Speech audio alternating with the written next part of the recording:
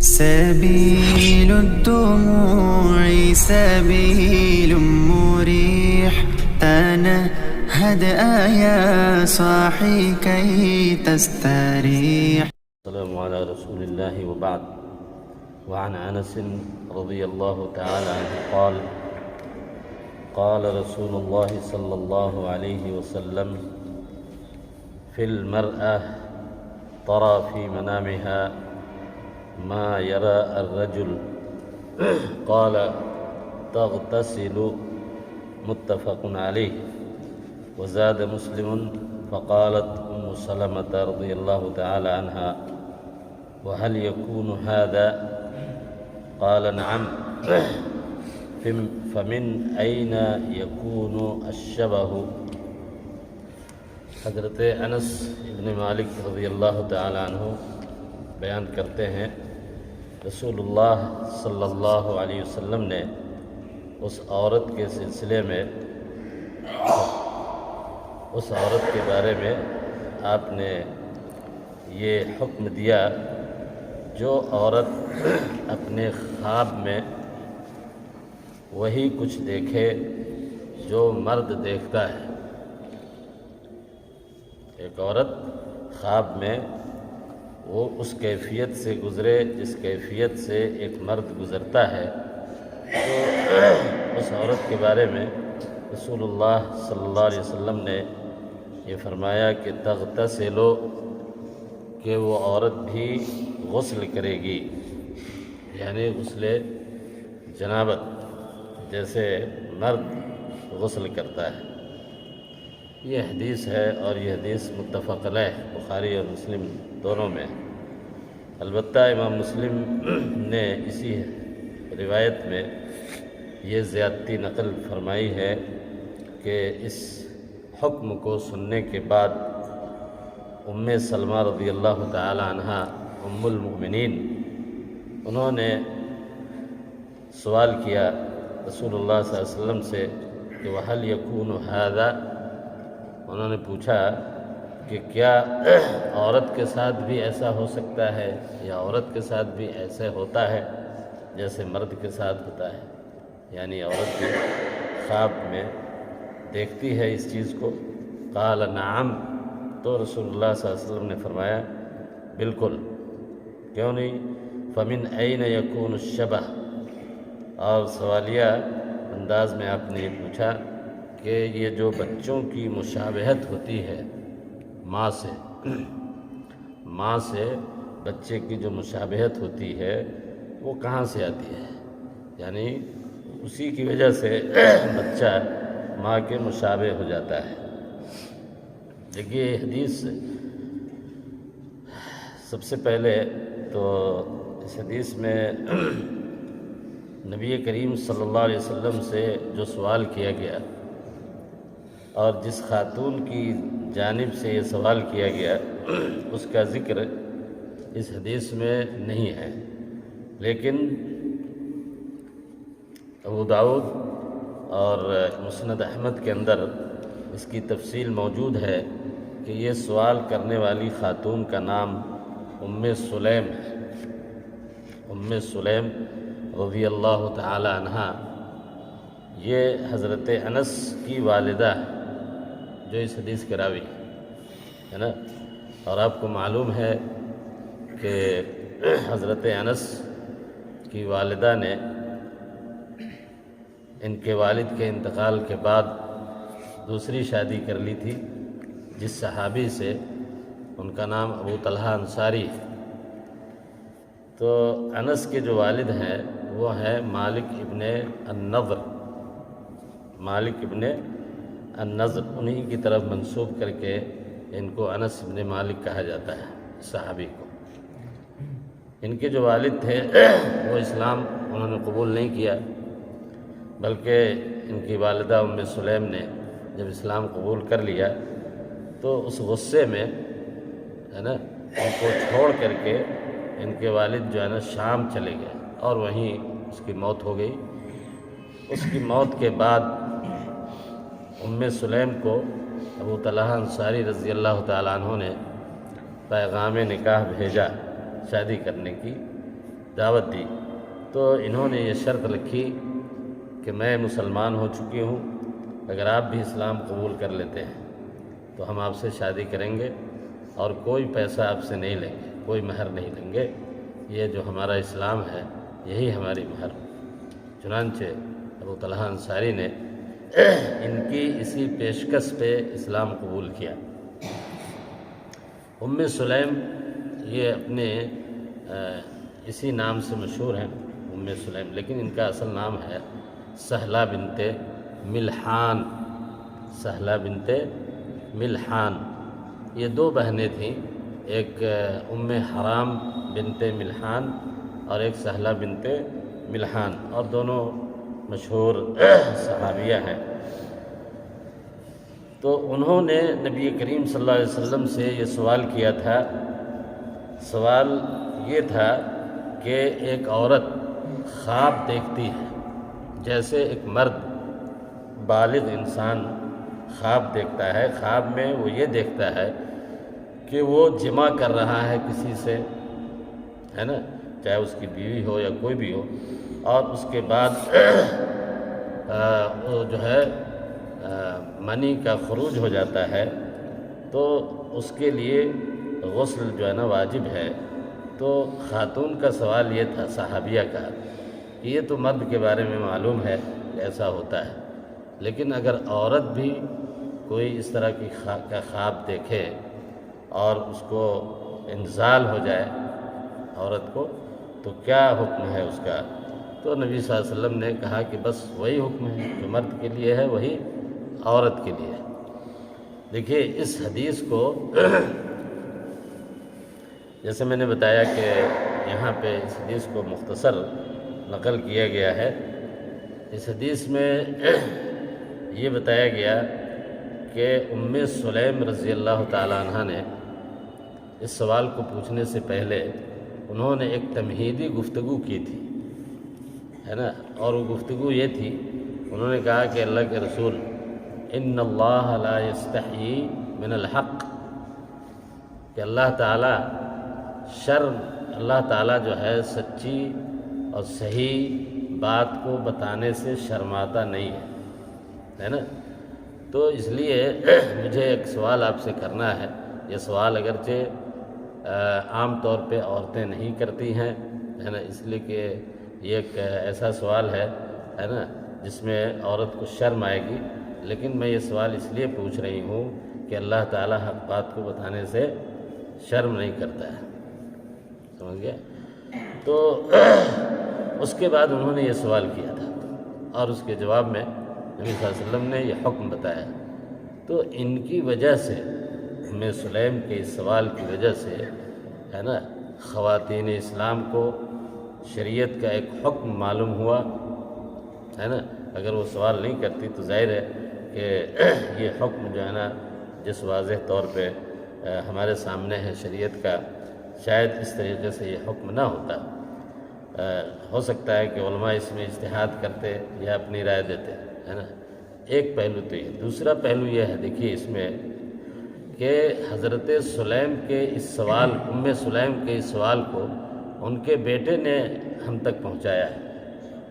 ماں نے سوال کیا، سوال ذرا عورت کے لیے اچھا سوال نہیں تھا، ہے نا، جیسا کہ حضرت عائشہ رضی اللہ تعالیٰ عنہ کی ایک دوسری روایت میں ہے، انہوں نے کہا کہ فضحت النساء یا ام سلیم، اے ام سلیم تم نے عورتوں کو رسوا کر دیا، یعنی عورت کی جانب سے اس طرح کا سوال نبی صلی اللہ علیہ وسلم سے کر کے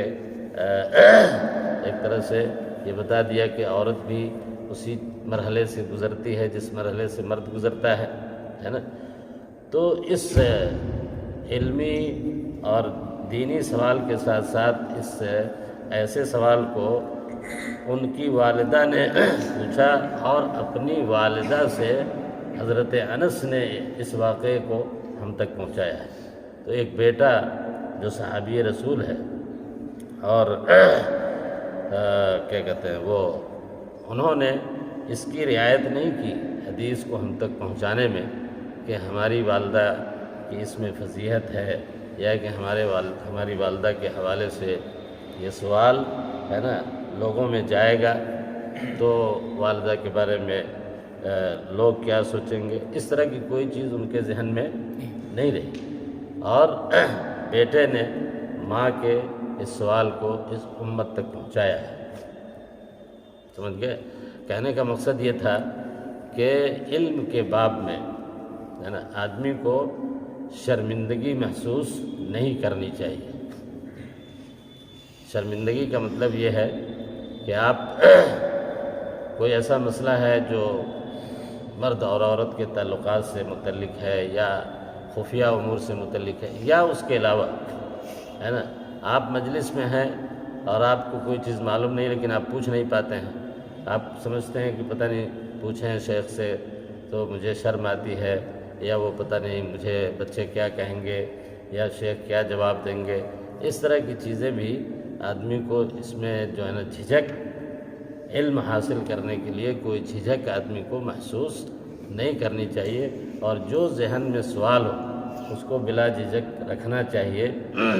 تاکہ آپ کے علم میں اضافہ ہو۔ اس حدیث کا ایک پہلو تو یہ ہے۔ دوسری بات اس سے یہ معلوم ہوئی کہ دیکھیے خواب میں آدمی بہت ساری چیزیں دیکھتا ہے نا، اور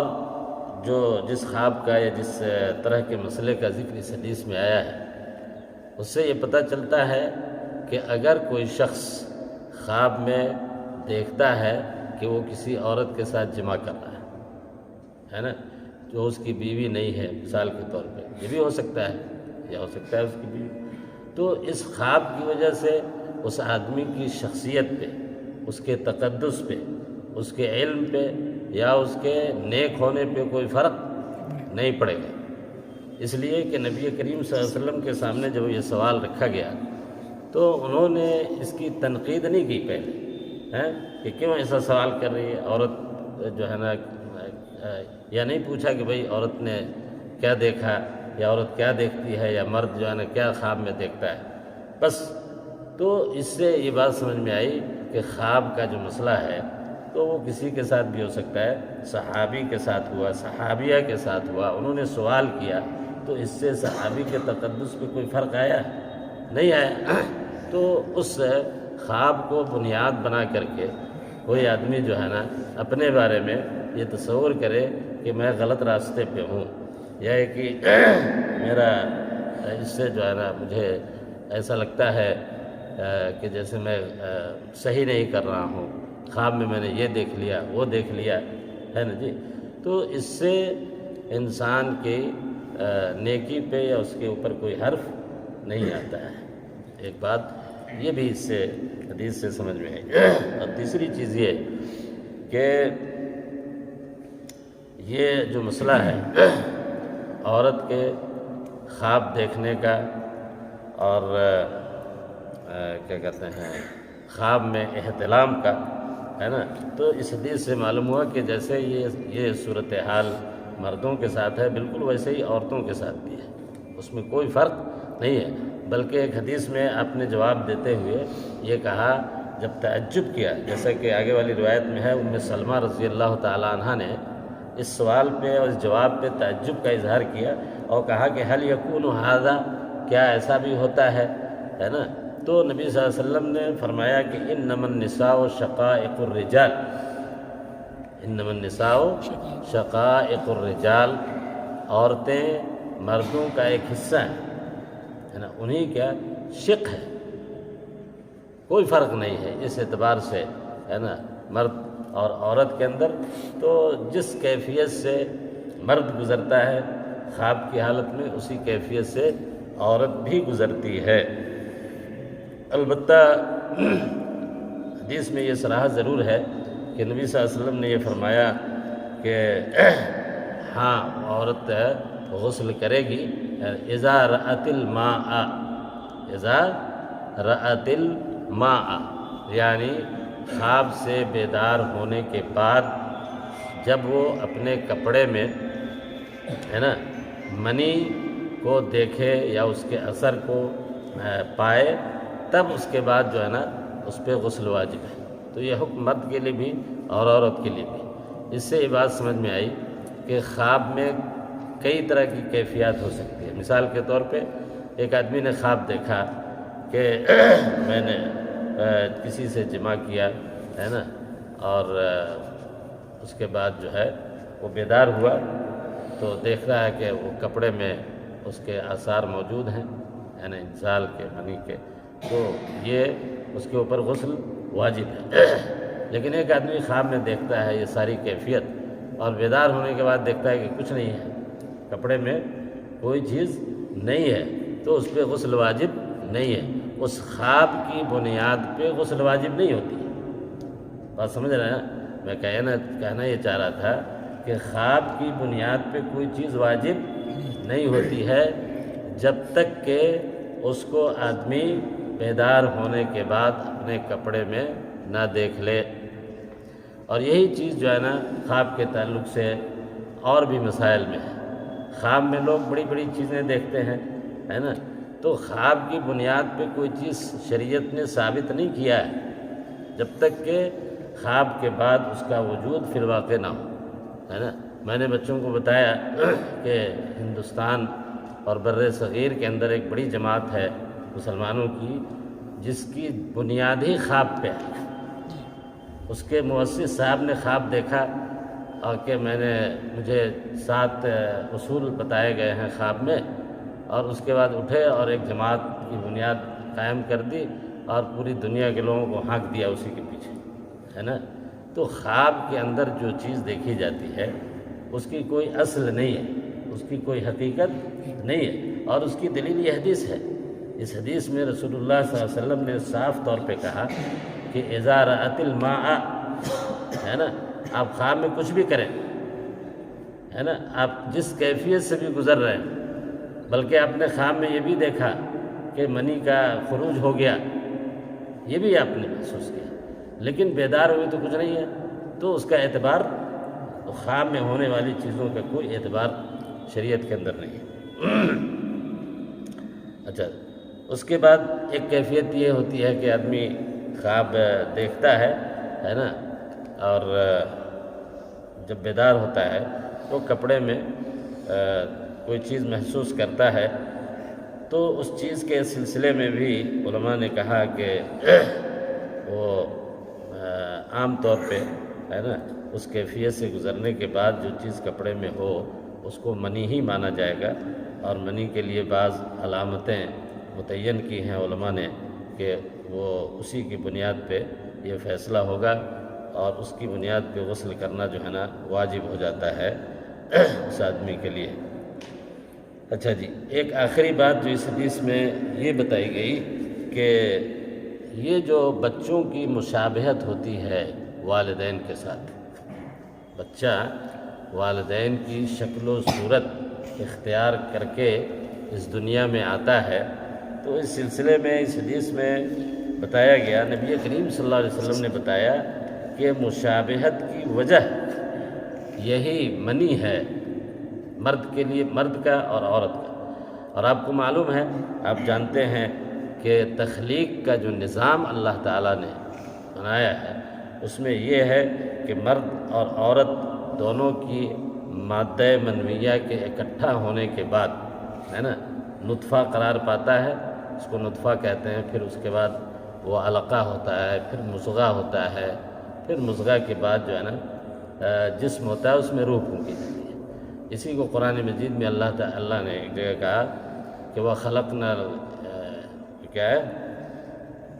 والذی خلقکم من تراب ثم من نہیں، نطفة، من امشاج کا لفظ آیا ہے شاید میں، وخلق الانسان من امشاج،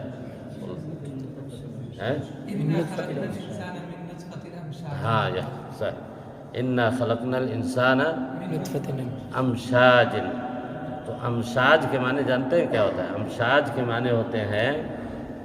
ماں، یعنی مرد اور عورت دونوں کے نطفے سے مل کر کے جو چیز تیار ہوتی ہے اس کو امشاج کہتے ہیں،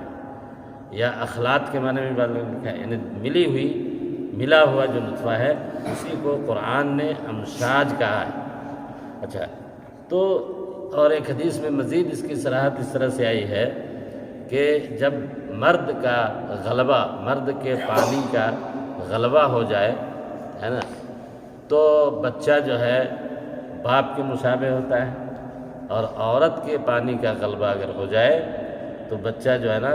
عورت کے یعنی ماں کے مشابہ ہوتا ہے۔ دو الفاظ آئے ہیں حدیث میں، ایک ہے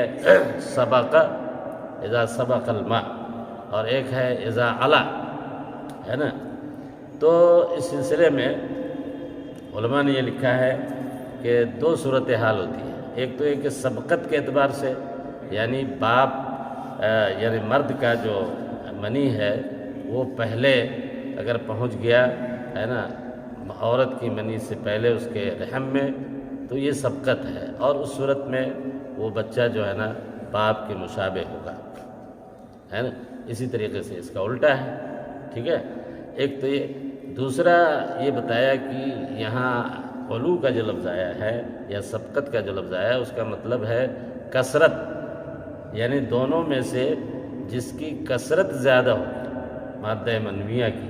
غلبہ جس کو زیادہ ہوگا، ہے نا، اس اعتبار سے مشابہت ہوگی۔ اگر مرد کی منی کی کثرت ہے تو اس کے مشابہ ہوگا بچہ، اور اگر عورت کی کثرت ہے تو اس کے مشابہ ہوگا۔ یہاں اس حدیث میں مطلق کہا گیا ہے کہ مشابہت جو ہوتی ہے بچے کی ماں اور باپ سے یا مرد اور عورت سے، تو اس کی ایک وجہ یہ ہے کہ عورت جو ہے نا اس کا منی جو ہوتا ہے وہ مرد کی طرح ہے، اور جس طریقے سے نطفے کی انسان کی تخلیق میں ہے نا مرد کے مادہ منویہ کا عمل دخل ہے، اسی طریقے سے عورت کے مادہ منویہ کا بھی عمل دخل ہے، اور دونوں کے اختلاط کے بعد بچے کی تخلیق اللہ تعالیٰ فرماتا ہے۔ اور مشابہت کی یہ شکل جو حدیث میں بتائی گئی ہے یہ بالکل مطلب صحیح ہے۔ اور دوسری چیز یہ کہ آج کی اس جدید تحقیق کے دور میں آپ کو پتہ ہے کہ ڈی این اے ٹیسٹ ہوتا ہے، ایک ٹیسٹ ہوتا ہے نا جس کو ڈی این اے کہتے ہیں، تو اس میں اس تحقیق نے یہ ثابت کیا ہے کہ ڈی این اے ٹیسٹ میں بہت ساری چیزوں کی تحقیق ہو جاتی ہے۔ مثال کے طور پہ اس تحقیق سے یہ بھی پتہ چل سکتا ہے کہ یہ جو ہے نا نطفہ کس کا ہے، یا یہ بچہ جو ہے نا کس آدمی سے اس کا تعلق ہے، کس کا بیٹا ہے، کس کی بیٹی ہے نا۔ یہ ساری چیزیں آج تحقیق سے ثابت ہو رہی ہیں، اور علم نے اس حد تک ترقی کی ہے، اور یہ بھی آج کے دور میں ثابت ہے کہ مشابہت جو ہے اولاد کی والدین سے صرف شکل و صورت کے اعتبار سے نہیں، عادات و اطوار کے اعتبار سے، اخلاق کے اعتبار سے، ہے نا، اور بہت ساری ایسی چیزیں جو وراثتاً منتقل ہوتی ہیں بچوں میں، حتیٰ کہ ان کی خوبیوں کے ساتھ ساتھ ان کی خرابیاں بھی منتقل ہوتی ہیں، بیماریاں بھی جو ہے نا منتقل ہو جاتی ہیں اولاد میں۔ تو ان سب چیزوں کی وجہ جو ہے وہی مادہ منویہ ہے، اور اس کے اندر اللہ تعالیٰ نے یہ ساری خوبیاں اور یہ ساری چیزیں رکھ دی ہیں، اور جس کی وجہ سے انسان کی جب تخلیق عمل میں آتی ہے تو اس میں وہ سارے اوصاف، ساری چیزیں جو پہلے سے خاندان میں چلی آ رہی ہیں والدین میں یا ان کے والدین میں، وہ آہستہ آہستہ منتقل ہو کر کے بچے میں منتقل ہوتی رہتی ہیں۔ اور اسی بنیاد پہ، اسی ٹیسٹ کی بنیاد پہ آج یہ بات آسان ہو گئی، یہ پتہ کرنا کہ کون کس کا بچہ ہے اور کس کے اندر جو ہے نا کس کے اوصاف اور کس کے خصائل پائے جاتے ہیں۔ وصلی اللہ تعالی علی نبینا محمد وعلی آلہ وصحبہ وسلم۔